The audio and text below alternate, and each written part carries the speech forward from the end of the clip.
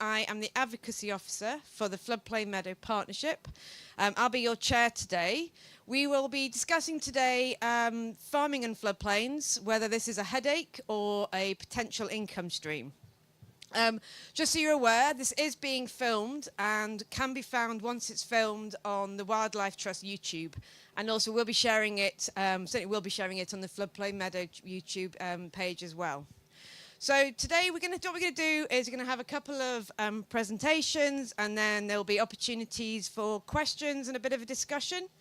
And first of all, I'd like to introduce, this is David Gowing. David is Professor of Botany at the Open University, and he's a director for the Floodplain Meadows Partnership. Thank you, Olivia. Yeah, just to introduce you to Floodplain Meadows. They are what they say on the tin. They are grasslands that are cut for hay in floodplains. And historically, we've had them here for the last couple of thousand years. They are the dominant land use on floodplain through history, that medieval farmers worked out that it was floodplain soils that would yield hay consistently year in, year out with no inputs, because they're receiving the nutrients they need from river deposited sediments. So they were the dominant land use right through, they were there in Doomsday, they were there in the Victorian tithe maps, but they suddenly disappeared in the 1920s, 1930s as artificial fertilizer became available. Because suddenly you could grow hay wherever you wanted to, you didn't have to be restricted to a floodplain. They're one of the most diverse plant communities in the UK. We often get over 40 species per square metre. But that biodiversity resource was not recognised until the 1970s, 1980s, when they were protected. But there was that 50-year gap when they'd lost their economic importance and hadn't gained their biodiversity importance. And we reckon we lost 99% of our floodplain meadows. So just a few generations back, probably your grandparents would all have been very familiar. Whole villages turned out to make the hay in summer. But now most people have never seen one. So the Floodplain Meadow Partnership is here to try and raise awareness, to advocate for their restoration, and to say that they can be part of a whole farm system. So management is really important, that they need annual hay cuts, and then either a second hay cut or aftermath grazing. So traditionally, 2 hay cuts is still the norm actually on the continent, but there's evidence that it was here in Britain as well, that you cut in June and again in September. But more, I think, after a period of wet winters in late 19th century, most people went over to aftermath grazing. So they're very productive systems. They can produce 5 or 6 tons of hay per hectare, and then some grazing afterwards with absolutely no input, no agrochemicals, no fertilizer. So we're a partnership of 10 organisations who are interested in the conservation of this habitat. I can't see the slides, but hopefully there's one showing all our different members, including the Wildlife Trusts, but also some statutory agencies like Natural England, Natural Resources Wales, Environment Agency. And we're all pooling our resources and knowledge to maintain long-term monitoring of these systems to try and understand them better. And then, particularly because they're now such a rare resource, there's less than 1,500 hectares of high quality floodplain meadow left in the country, when 100 years ago there were several 100,000 hectares. You can now fit all the remnants into the perimeter fence of Heathrow Airport. It's now that rare. So we're really pushing for restoration. They are reasonably straightforward to restore, simply spreading hay, whether it be green hay or dry hay, or brush seed, back into floodplain soils. And these plants are incredibly robust, will put up with flood events, will put up with droughts. Being so species diverse, they give you a guaranteed hay crop each year, because you may have 80 different species in the field. Some of them will be happy in a wet year, some will be happy in a dry, and that's how the diversity is maintained, because the hydrology is so unpredictable from year to year. No one set of species come to dominate. The uncertainty underpins their diversity. The final slide I had was of the Thames floodplain last autumn. As you've been aware, that floodplains have disappeared under water several times this winter. And there's a stretch just upstream of Oxford around the village of Aynsham, where we've been working with a group of local farmers who've been restoring previously arable fields back to Floodplain Meadow. And if you can see on the slide, the restored fields in the foreground all have crystal clear water, whilst behind them there's a set of 3 fields that are still in arable production that have created a huge plume of sediment where the soil is being eroded, suspended in the water and washed downstream. And that's a good visual representation of why floodplain meadows are so important. They protect the soil. They're very good at storing and sequestering carbon. That some of these deep alluvial soils have more carbon in them than peatland, which is difficult to get your head round, but we've measured more than 200 tons of carbon per hectare under these systems because the profiles are so deep and the carbon is spread right the way through them. They allow water to spread out, as you can see, during a flood, and therefore contribute to flood risk management. And they're also very efficient at trapping the sediment and then using those nutrients and turning it into something useful in terms of a hay crop. And that improves water quality downstream. So they're supplying all sorts of ecosystem services: flood protection, carbon storage, biodiversity, and water quality. And we like to present them as nutrient pumps, that they're actually picking up 8 kilograms of elemental phosphorus per hectare per year and transporting it out of the river system. If we had enough of these meadows in a floodplain, rivers would be in a lot better state. They'd have less sediment in them, they'd be less nutrient rich, you wouldn't get the algal blooms, you'd have a much more diverse channel vegetation as well. So we're desperately hoping that new agri-environment schemes will promote the restoration of these systems because, in the spirit of public money for public goods, these habitats probably supply more ecosystem services than any other. So thanks for listening, and I'll hand you over to Debbie, who is a farmer who actually manages these systems. Hello, everybody. So I farm in Gloucestershire in the Severn Vale. So I have floodplains and I have meadows in those floodplains. And not all the farm is floodplain meadows, but I have probably about 100 acres. And it's a floodplain for a reason. It floods and it takes water. And for me, it's protecting downstream, which is mostly Gloucester, houses, properties, roads. And so I'm happy to kind of accept that water. I can't stop it coming. And it does, public good. That, but it does cause problems. So I can't see the slides, so I'm just going to talk and hopefully the slides catch up with me. So I don't know whether you've got a picture of flooding, but my meadows go underwater, and these might be a picture of my meadows underwater. But when they are not underwater in the summer, like David was saying, they have got a huge diversity. They're my favourite place. They're full of flowers, full of wildlife. But when I do get big floods, they do cause problems. And every floodplain is different. So how long the water takes to get there from when it rains to how quickly the water's on there for, how long the water's on there for, all makes a difference. So the 7 floodplains that I'm on from the River Severn, the water can take a week to get to me from when it rains in Wales. I get a bit obsessed with rain gauges and river gauges as it comes down the Severn through Shropshire and Worcestershire, trying to predict when it's going to come over. But it does give me the advantage that I can move my cattle and plan ahead, because I know it's going to come over in a couple of days and I can move animals out. But the disadvantage is it's such a big area. Once the water comes on, it can take weeks for it to go off. And it all depends on when it comes on. So 2007, we had a summer flood.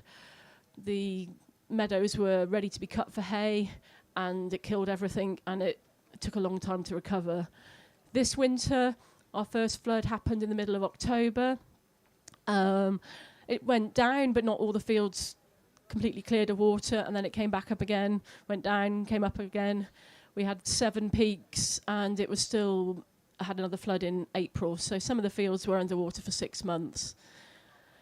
So they're not looking their best at the moment, but they are coming back. There's a lot of silt we get, so all that brown water that you see washing off people's fields upstream gets caught in my grass and deposited. So they're bringing the nutrients there, which is, good for my fields and good for the river because it stops that going down and causing more pollution. But it does mean that it takes time for them to recover. The little seedlings have to come through that layer of silt. I can't remember what else is on my slides now. I was going to talk about great bonnet. So that's one of the iconic species that we see in the meadows. There's a picture of it on the side there of those lovely red flowers. And when you dig up and look at the roots of these got a massive root system. And lots of storage of nutrients in there. But it means that when they get flooded and everything gets killed off, they can come back. So I've got big patches of bonnet coming back where all the grasses have been killed, but there's still things growing. So one of the things that I look at when I'm, after these flood events, people say, oh, you need to go out there and are you going to replant or are you going to harrow or are you going to do things to help the meadows afterwards? I find the best thing to do is just leave them and they will sort themselves out. The worst thing to do is try and get on there with the machines when they're too wet. In 2007, my father tried to clear some of the kind of dead grass in some of the fields. I can still see the wheel marks from that this year. So the best thing is to leave them and they'll come back. But when they are back and beautiful, they are full of diversity. I had avocets with chicks down there this spring. We've got lapwing. There's butterflies and dragonflies and bees. I almost stepped on a meadow pipit nest last summer, which was like the tiniest little nest in amongst the grass that you'd never find. And I would like to be paid for doing the public good that I'm doing with them. I did quite a lot of press in January when there was flooding. And the first thing that the people who rang me up to ask me for quotes about flooding saying, so you let the water onto your land and you get paid for it. And my comment was, I can't stop it coming on my land and I don't get paid for it. But apart from that, you're right. So I do get paid some things at the moment. So these meadows are mostly in higher level stewardship. That I've rolled over, and so I get some payment for being species diverse and some of them for overwintering waders, which is I think is about £180 a hectare currently. The new SFI schemes that they've announced for species diversity is about, quote me, I think it's like about £670 a hectare, and then they've announced floodplain meadow option, but no details on it yet, which is over £1,000 a hectare. There's also the different options of making space for water, but I don't know all the details for those. I feel that there's potential to be paid for doing the public good. I feel these are really hard-working fields. I've forgotten to talk about the rest of the farm and how they fit in with them. So we make hay from them once a year, and then we do aftermath grazing. So they're feeding stock in the winter with the hay, and then I'm also grazing cattle out there. So they're producing food, they're storing water, they've got brilliant carbon stocks, as David said, got great biodiversity. So I think they're really hard-working fields. But the most important for me is they bring me pleasure and joy, and they're good for my mental health. So favourite place. So that's a bit about them. If I've missed something on a slide that someone wants to ask about, say, because I've forgotten something. Thank you, Debbie. That was quite emotional. Sorry, I just wanted to jump in before I introduce Jamie, just to say Debbie's on our steering group. She's a nature-friendly nature farm. Thank you. Nature-friendly farm for nature. No, nature-friendly. My brain is the sun. It's the sun. Anyway, she's our steering group representative, and it's been great to have the sort of farming experience onto the partnership alongside conservation charities that we do work with, the landowning conservation charities. My job is to do, you wouldn't guess it, but my job is to do the advocacy about floodplain meadows to the government, and it's through sort of stories that Debbie can tell us and the experience that she has, and through the sort of the scientific expertise and research and data and surveying work of the botanists who work on who are part of the team of the partnership, that we're able to use that kind of evidence-based messages and research to then persuade government actually to take grassland and species-rich grassland seriously, because there is a gap. We know about woodland, that's great that we now know the value of woodland, and we know the value of seagrass. Everyone loves seagrass and peatland, but actually grassland and the species-rich grassland, which is so rare, doesn't have that same level of awareness, and actually it's incredibly vulnerable, probably one of the most vulnerable habitats, because if you don't manage it constantly, you lose it. If you put nutrients on it, you can lose it, and yet it's incredibly rich. It provides all of these this sort of natural capital, and also, like Debbie says, just this wonderful sense of well-being. I didn't know about floodplain meadows, and now although I have terrible hay fever and eventually turn into one massive welt once I'm on it, I actually find the value of it. So it's just to say how we tell that story to government and sort of persuade them, and that's part of what we have been doing, and how we've managed to get this elm option recognising the value, and we're really, really pleased about that. We are also working this, Jenny Hawley from Plant Life here, and we're working with Plant Life on a grassland advocacy plan, because there isn't any targets for restoration and management of species-rich grassland, and I think it suffers from that. There is no sort of drive, there's no funding, there's no specific sort of programmes that try and deliver this, and yet grassland, as we're all aware, is sort of one of the biggest sort of percentages of land, and actually could just raising that value could bring so much in terms of just nature, and also the kind of this eco services that we're all craving. Anyway, that's just my pitch.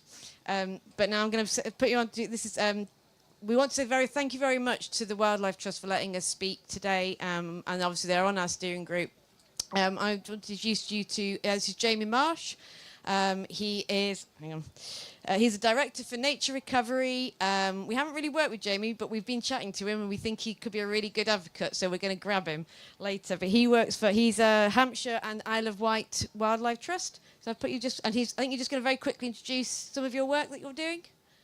Yeah, hi everyone. I've been working for the Trust for over 17 years now, and much of that time has been spent managing wetlands and restoring wetland sites. So really, floodplain meadows are that brilliant site that you can use to really engage people and demonstrate how a properly functioning system should work.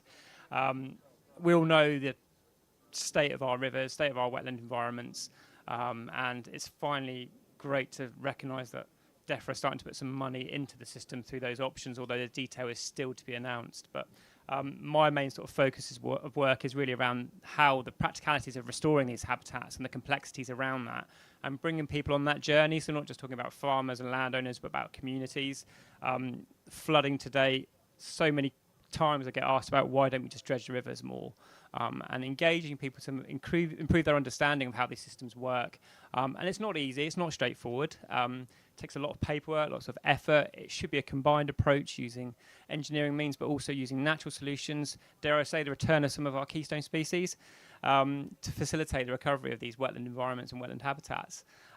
So that's my sort of driver, that's my interest, the practicalities about doing this on scale, and it's part of the mechanism for a much bigger conversation around wetlands, restoration, the right farming practices within floodplains, and how it can be sustainable going forward. Thank you. So we've got a little bit of time, and I'm sure there are some questions that I can bring, but before I do, is there any sort of questions that people have either about the sort of the practicalities or sort of opportunities in terms of where funding could come from. I'm going to take the lady at the back who put her hand up first. Introduce yourself. Hi, I'm Helen Snodgrass. I'm an independent farm advisor working in Shropshire. So my question is, if I've got several farms interconnected, all on floodplains that are intensive pasture, basically, and they were open to meadow restoration, how do we go from there to meadow restoration and the elms options? I'm going to put you first of all. Oh yeah, David, are you happy to answer that one? Yeah, I mean, we can't tell you any detail of the options under countryside stewardship because we're still waiting for them to be published. But if there's a group of farmers together, that's a good opportunity for a facilitated group under countryside stewardship. And we are working with several such groups around the country.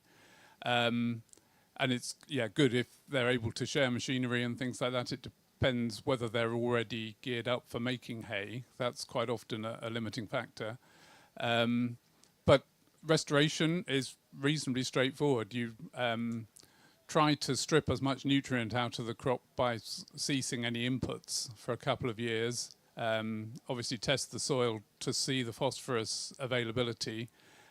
If it's very high, then it's not really worth spending a lot of money introducing new species because the competitive grasses will swamp them. But if you're down to an index of 2 or even 3, then it may well be worth trying adding some propagules. As I say, there are multiple ways of doing it. Brush seed. I mean, if you've got a local meadow is the ideal because you can take green hay from it or dry hay or brush seed. Then you disturb the intensive pasture with disc harrows and spread the seed in September. So we have a lot of advice on our website and we have a handbook that will explain the detail of how to do that. And you can get some really quite rapid results. But the key thing is to find farmers who want to produce hay and have got a market or a use for it. Because that's the key thing, that once you've gone to the trouble of restoring it, it needs the annual management. You need to be able to use the hay that's being produced. I'll hand you on to Debbie, who might have some more practical tips. I think you've probably covered most of it, but I think that definitely that integrating of the livestock and the use of the hay is important. And I think that's something that we need to work on, that you can't manage these meadows in isolation. They need to be part of a farming system, and the use of that hay or grazing that you get from them kind of integrated with the whole farming system. So I think that's very important. And also that local seed, if there is other meadows already in the area, if you can introduce that local seed, I think that makes such a difference. But then if there isn't any meadows in the area, then you might have to bring it in from further afield. And just to add to that, we do try and keep an inventory of all the floodplain meadows in the UK. So if your farmers want to contact us, we can point them to nearby sites. I'm trying to think in Shropshire. There's a lovely one at Motty Meadows that's just over the border in Staffs. But they are thinly spread, but they are in most counties. Somewhere there's a good example. So the Floodplain Meadows Partnership, we are working on a couple of the landscape recovery projects already. And so we can share some sort of experience of how you gather together that sort of, if it's just more than just one farmer, how you actually work with them. One of the things we've done, it was funded by FIPL, and it's on the Windrush catchment. And we worked there because there was already some good floodplain meadows already in existence, and actually traditionally had a sort of the meadows there. But we've created a 20-year recovery strategy for floodplain meadows, where we've gone out on the site, we've surveyed it. I think it's about 900 hectares we surveyed, so see what the potential was and see what was already there, but then also to then work out, looking at the hydrology, looking at the soil, and just see actually would it work best. And if it doesn't work there, then what other habitats could they look to restore or work on? And I think that's key, is to sort of be that sort of flexible approach. But actually, if there is the potential to put in floodplain meadows, then definitely sort of go for it. We do actually also, along with our research, we've got on our page a site assessment survey to help you work through it.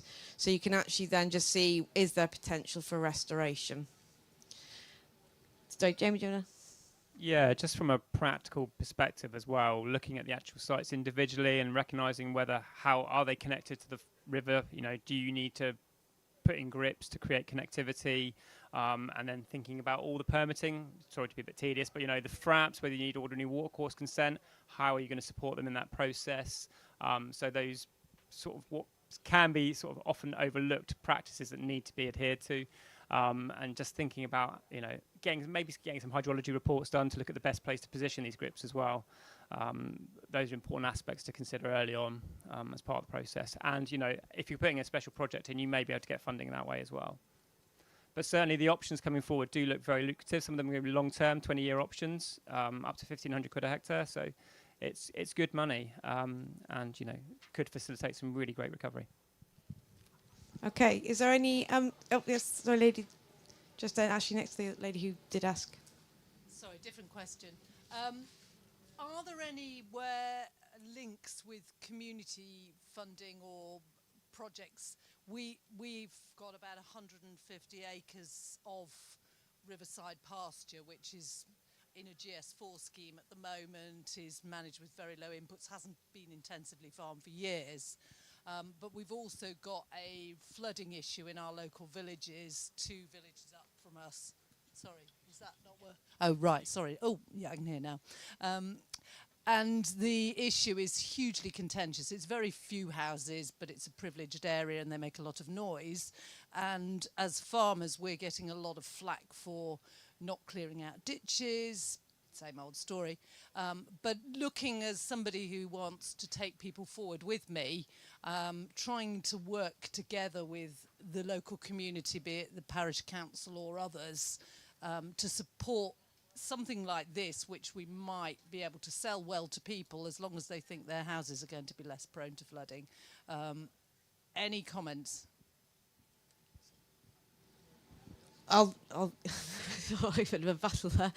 We have worked with community groups, and we have done some funded. So I think to me some lottery funding we've got to help in terms of, obviously that you have to sort of think about a broader sort of view of what we'll do beyond just the sort of the actual management. Again, it depends where you are. FIPL, there is going to be, I think, funding coming through. So working on local nature recovery strategies is going to be, and I've been involved with a few of them, seems to be one of the big drivers because it will be a way of sort of focusing attention. And then actually then you have that sort of links then with the local economic partnership. So you can start seeing kind of local based funding that you can use and community projects that they may be interested in or well-being projects that then you can sort of link in. So a farm that we work with, a Longmead Meadow, they do a lot of community care community and care farming, and through that gives them the sort of some of the funding to help with that sort of restoration and management. But Jamie, do you want to also? Yeah, I mean, we all know flooding is a hugely emotive topic. So it's really about bringing the community and landowners together and looking at opportunities to try and address that. Where I'm from on the island, we have huge issues with canalised river systems, over-dredged incised channels and the water's just designed, the whole system is designed to drain land as quickly as possible. And it's the downstream communities and infrastructure that have the flooding issues because of that. So it's really about creating those opportunities for reconnecting the floodplain and allowing that system to operate as naturally as possible, and as quickly as possible. So often we see the rivers at, this terrible system of dredge channels with perch banks and the river really high and then cannot get onto the floodplain until it's too late. So if you can get that early engagement with the floodplain, the water getting onto the floodplain more readily, more accessibly, you can give time to downstream infrastructure to get more water moving through the system. So, and I think that's identifying those opportunities is really key, and bringing people on board. You're not going to stop flooding, and I think climate has definitely demonstrated that, but we can ease some of the severity of it and hopefully reduce some of the peak events as well. But through careful communication, through careful engagement, and through identifying sites where you have opportunities, then that will hopefully resolve some of the challenges.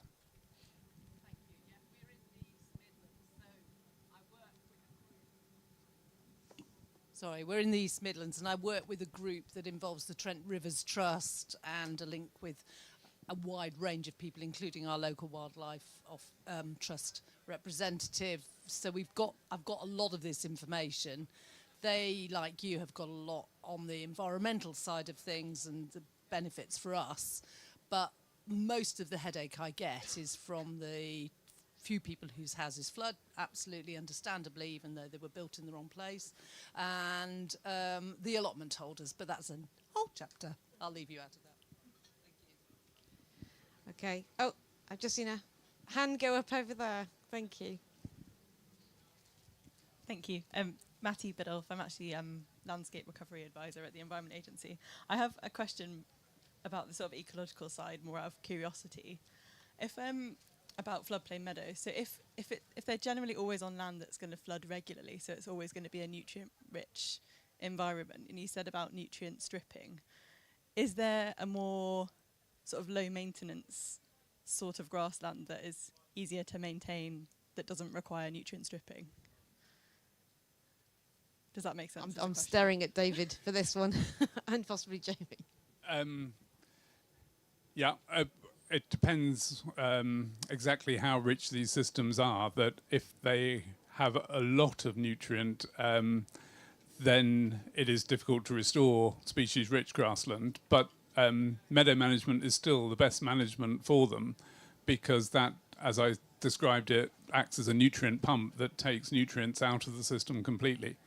So it may take a few years, depending how much excess nutrient is sitting in your soils, but just persisting at taking hay crops, if you can manage it to a year, you will eventually deplete that pool of available nutrient and make conditions that would allow for species-rich habitats to restore themselves. So in the absolute scheme of different habitats, floodplain meadows are very species-rich and can tolerate quite high nutrient levels because they're being mown and the nutrients being taken off. The competitive species don't dominate, so they will continue to lower the available pool of nutrients. So if your long-term ambition was to restore things like fen, then meadows are a good stepping stone to move in that direction. Just going to add that, a well-functioning floodplain should facilitate water moving on and water moving off. So, you would hope that although you are receiving a lot of nutrients, that they are coming off as well as the water levels drop.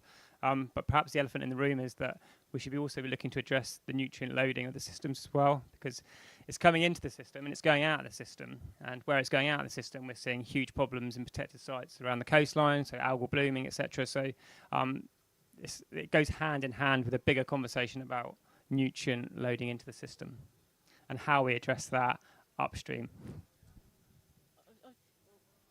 I was just going to add the kind of water coming off is, for me, as important as going on. So when it comes on, it's protecting all those, taking the water out of the river and protecting downstream. But if it sits there for months, it's damaging what's there. And that is, for me, the biggest problem with our current floodplain. It can come in over like a 10-mile bank, but it goes out through one flap. And that's why it takes so long. So that connecting the river to the floodplain so that it's functioning is kind of really important. Oh, is that time up or a question? No, question. Oh, question, excellent. Thank you. Yeah, so I used to be Chief Exec of Yorkshire Wildlife Trust, so the best flood meadow is in the Lower Derwent Valley, but I'm completely biased.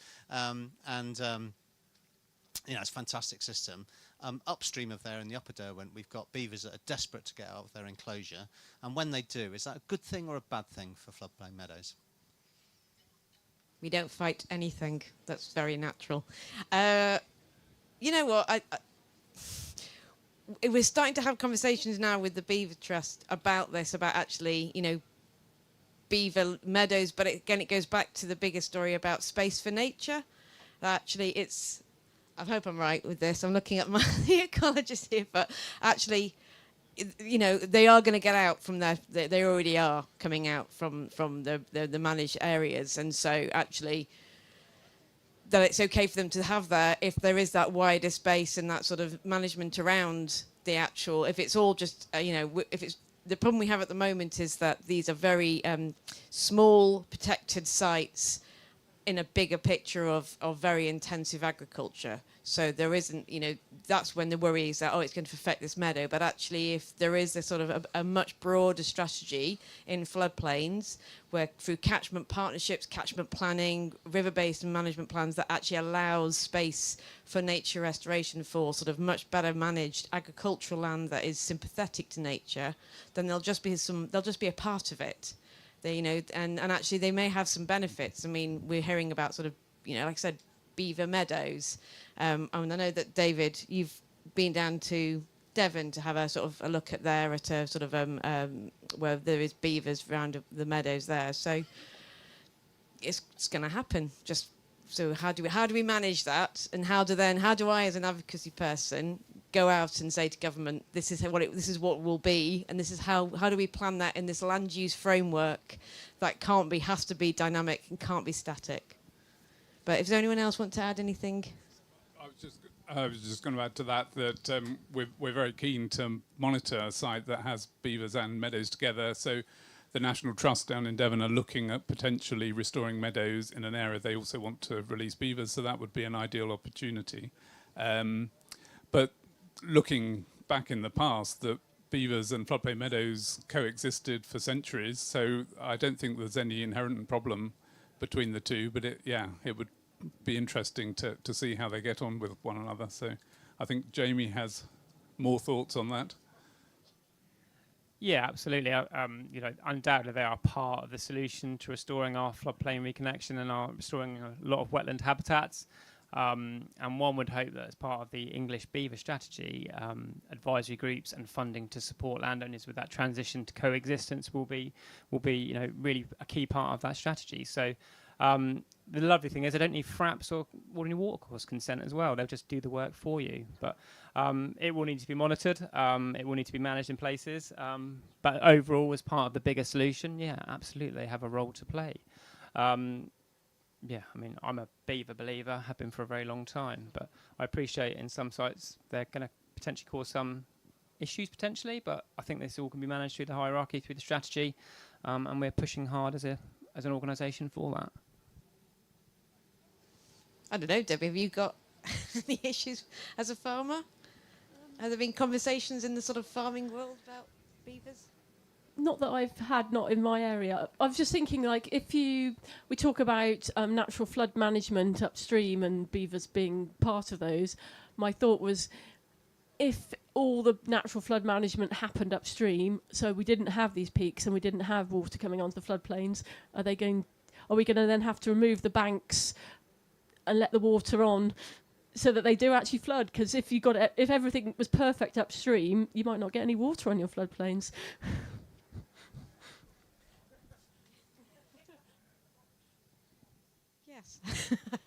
I don't think that's going to happen, but yeah. In a perfect world. Are there any more questions? I know I don't know, I think we've time coming up with another, yeah. Any more questions around? Yes, thank you. Hi, Chelsea from Wiltshire Wildlife Trust. It was just a quick question really about obviously funding options hopefully increasing, particularly through elms. But I was just wondering whether you knew of any case studies that were particularly focused on floodplain meadow restoration through biodiversity net gain rather than nutrient neutrality, for example. In a word, no, not at the moment. It's still quite, it's still quite new. We haven't really had much conversations around that. I do know there was a consultation coming in about how you would protect sort of ancient woodlands, and that we wanted ancient grasslands to also have the same sort of protection that would be afforded. But no, we haven't. I don't know if Jake. No, it's still very new, isn't it? But that's definitely an area that we sort of are starting to look at more, as it seems to be growing now more in how it's affecting sort of decision making on land. I suppose the question is, what do they need from sort of organisations like ourselves and those who do work in floodplain meadows? Is it advice? Is it support? But also, you know, we're a small team, so actually, how would you generate if you needed more? I'm seeing that with local nature recovery strategies, trying to feed into that when there's 4 or 5 of us in the team, how we actually make sure that that goes out there, and that's where we use our ambassadors. But yeah, again, when Elm comes out, where that sort of hub of learning and advice and support will come from, I know it's something we're talking with Plant Life and others at the moment. Oh, yes. Berks, Bucks and Oxfordshire Wildlife Trust have a BNG site at their big floodplain own reserve, Chimney Meadows. So next to that, they did a river restoration, and that was funded through whatever it was funded through. But the land that was bought with that is just boring, pasture, and they're using biodiversity net gain credits to restore that to floodplain meadows. So there is a nice example there. I think we've been given the sign to roll up. Yep. Okay. Thank you. Thank you very much. Thank you to Debbie and David and Jamie for their brilliant sort of expertise. Thank you very much for listening. If you do have any more questions, we're happy to chat at the side.